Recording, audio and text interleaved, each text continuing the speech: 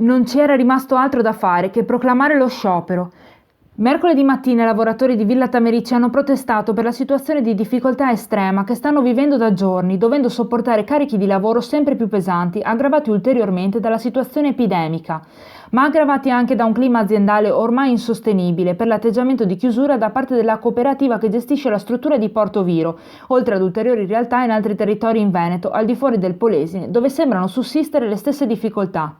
Difficoltà che si riassumono in carenza di personale e turni di lavoro pesantissimi in deroga alla normativa europea in tema di orari di lavoro, spiegano i sindacati. Siamo tutti ovviamente ben consapevoli del particolare e difficilissimo momento che stiamo attraversando e delle peculiari problematiche che si sono scaricate sulle strutture residenziali, che ormai sono extra-ospedaliere solo nella denominazione, visto che stanno sempre più svolgendo compiti sanitari, ma rivendichiamo la competenza, la professionalità e l'impegno dei lavoratori che, nonostante tutte le difficoltà, hanno garantito e continuano a garantire con abnegazione la continuità e la qualità dei servizi.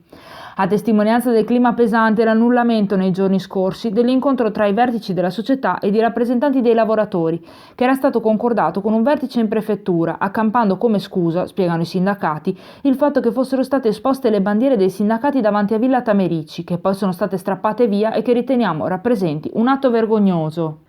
I lavoratori, provati sia per lo sforzo fisico che psicologico, cui sono quotidianamente sottoposti, sia per le difficoltà che si ripercuotono anche nella loro vita personale e familiare, sono allo stremo e non possono accettare, a fronte del loro enorme sforzo, ulteriori atteggiamenti di mancanza di dialogo. Per questo, concludono i sindacati, dopo aver proclamato lo stato di agitazione siamo arrivati alla forma di protesta più rumorosa, perché una simile situazione è insostenibile sotto ogni punto di vista, anche se proprio per le situazioni di difficoltà e la necessità di assicurare i minimi assistenziali previsti dalla legge, solo per 6 lavoratori su 70 è stato materialmente possibile far valere il proprio diritto di astenersi dal lavoro.